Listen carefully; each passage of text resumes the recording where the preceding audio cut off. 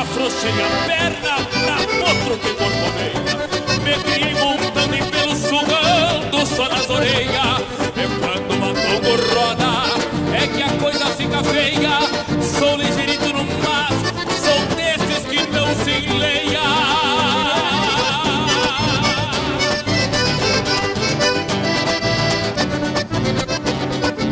Numa parte de mangueira, tanto a pé como a cavalo. Na saída de algum brete sempre botei meu pialo. E quando a prosa é demais, que eu ouço muito e me calo, me deito em altas da noite e acorda o cantar do galo.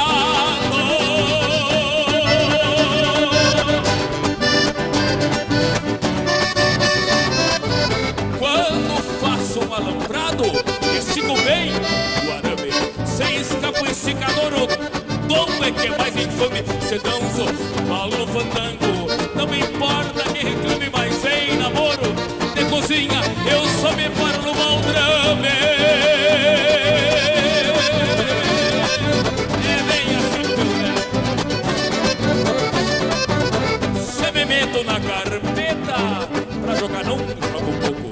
Se for preciso até brigo, mas não entrego meus trocos.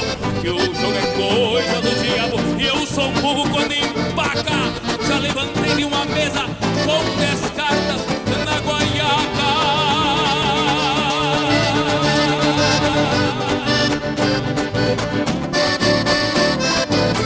Meu serviço é coisa bruta que não serve para doutor.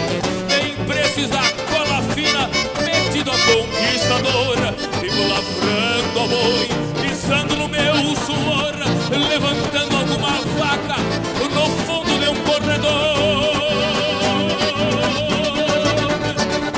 E a palma do pessoal com a gente aqui. Vamos ver como é que fica. Aí que me refiro. Me apaixonei de novo.